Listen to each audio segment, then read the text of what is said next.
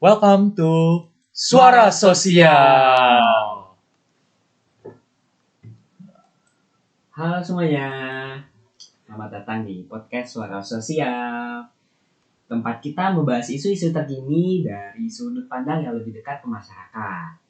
Nah, kembali lagi, saya Denta, dan hari ini kita akan membahas soal topik yang cukup berat, namun sangat penting juga ya, yaitu dampak lockdown dan PSBB terhadap pengangguran dan kemiskinan di Indonesia. Nah, hari ini saya juga pastinya tidak sendirian dong. Nah, saya sudah hadir bersama saya seorang narasumber yang anaknya tuh ekonomi banget dari SMA Fons Vitae, yaitu Dante. Halo Dante. Halo Denta, halo audiens. Nah, terima kasih sebelumnya sudah mengundang saya untuk menjadi narasumber pada podcast kali ini. Nah, senang juga nih saya rasanya untuk ngobrol bareng nih di sini untuk membahas masalah-masalah ekonomi seperti itu. Di sini kita sangat welcome ya. Nah, langsung aja nih ya. Kita mulai. Kita semua tahu dong pasti pandemi COVID-19 sempat bikin pemerintah menerapkan PSBB dan bahkan lockdown di wilayah Indonesia.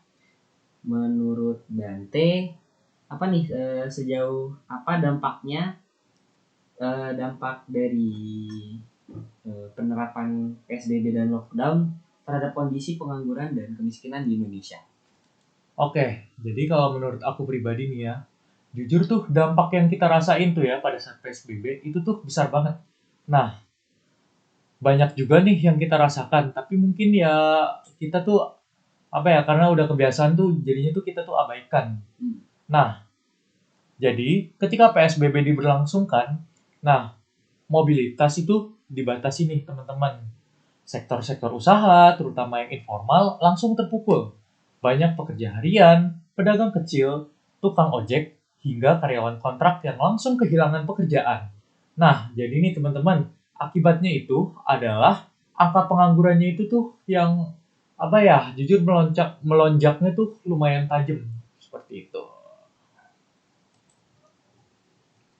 Wow, berarti bukan hanya di sektor kesehatan aja nih ya yang terkena dampaknya, tapi juga ekonomi rakyat Indonesia itu juga terkena imbasnya ya.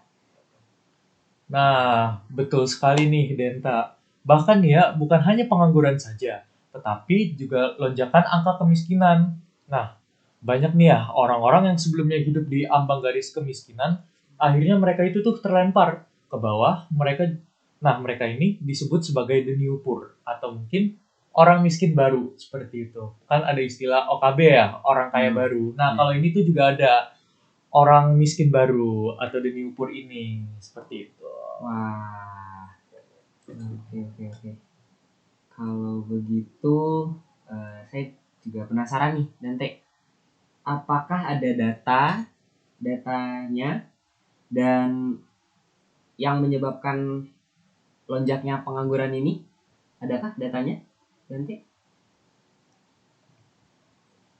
Nah, jadi setelah saya melakukan riset yang mungkin lumayan dalam, pada September tahun 2020 silam, mungkin sekitar beberapa tahun lalu, Badan Pusat Statistik atau BPS itu mencatat bahwa jumlah penduduk miskin naik menjadi 27,55 juta jiwa atau sekitar 10,19%.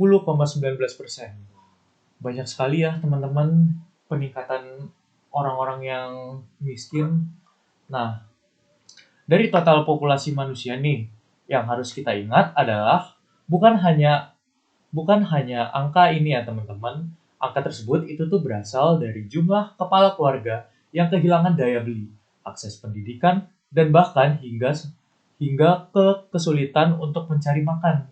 Jadi dampaknya tuh justru kayak apa ya? Semakin mungkin pada saat PSBB itu dampaknya tuh menurut menurut kita nih ya para ya mungkin kaum kaum menengah ke bawah ya. Jadi kayak dampaknya tuh semakin hari tuh semakin besar rasanya.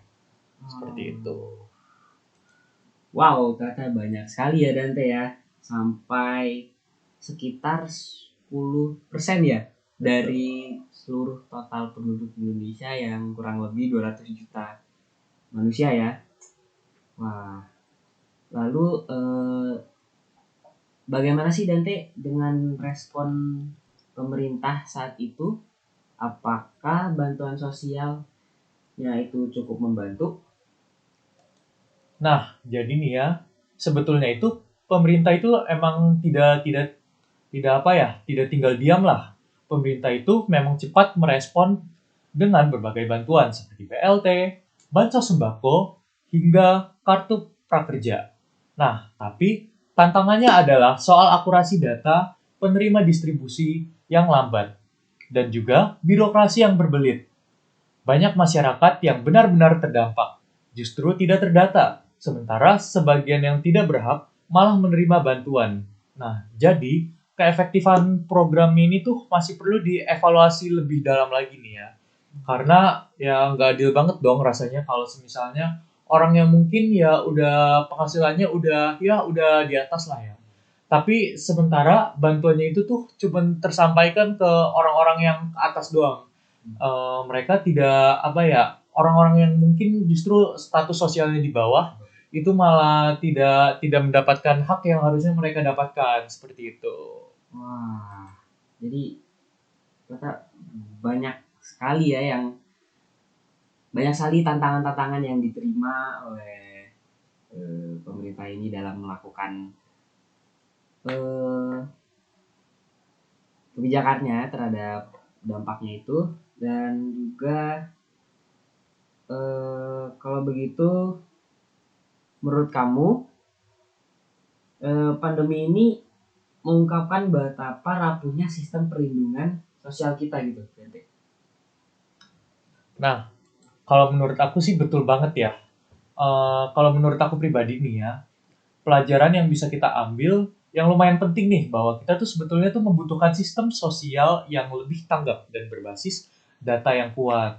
Nah, kebetulan di sisi lain masyarakat tuh juga menunjukkan betapa solidaritas kita tuh yang ya apa ya, yang luar biasa lah ya. Saling membantu. Nah, ini tuh juga menjadi modal sosial yang patut diapresiasi nih, teman-teman. Bener banget, bener banget. Eh, juga apa warga Indonesia yang dikenal ramah, terus solidaritasnya yang luar biasa juga menjadi modal ya bagi kita. Terakhir nih, Dante, boleh? Apa harapan yang menurut kamu nih untuk kedepannya agar angka pengangguran dan kemiskinan di Indonesia ini bisa ditekan? Jujur aja nih ya, kalau menurut aku pribadi, yang utama adalah pemulihan ekonomi yang inklusif. Nah, itu tuh bukan cuma angka makroekonomi yang pulih, tetapi juga lapangan kerja kembali terbuka luas, terutama bagi sektor informal dan UMKM. Digitalisasi, pelatihan kerja, dan reformasi perlindungan sosial juga harus dipercepat. Nah, tentunya nih, kita semua tuh juga harus tetap waspada dan peduli. Kenapa sih, teman-teman? Hmm, Betul, karena dampak sosial dari pandemi itu masih kita rasakan nih sampai saat ini. Jadi mungkin ya pandemi itu tuh udah apa ya? Pandemi itu kan beberapa tahun yang lalu nih ya, Denta. Ya, Nah, tapi banyak juga loh dampak-dampaknya yang mungkin masih kita rasakan hingga saat ini. Baik dampak secara yang kita rasakan itu secara langsung maupun tidak langsung seperti itu. bener banget Dante. Saya juga punya rekan sahabat yang memang juga dari dulu terkena dampaknya hingga saat ini yang masih bisa dibilang apa ya masih ingin menaikkan derajat ekonomi keluarganya lah. Bener banget. Oke, terima kasih banyak atas aspirasinya dan insight-nya ya Dante. Semoga diskusi kita ini bisa membuka mata bagi banyak orang bahwa pandemi bukan hanya soal kesehatan, tapi juga soal keadilan ekonomi dan sosial yang harus kita jaga bersama-sama. Oke, kita sudah berada di ujung podcast ini. Sekian dulu episode kita ini di Suara Sosial. Jangan lupa share kalau kamu merasa topik ini penting, dan sampai jumpa di episode berikutnya. Stay safe dan tetap peduli sesama. Dadah. Dadah.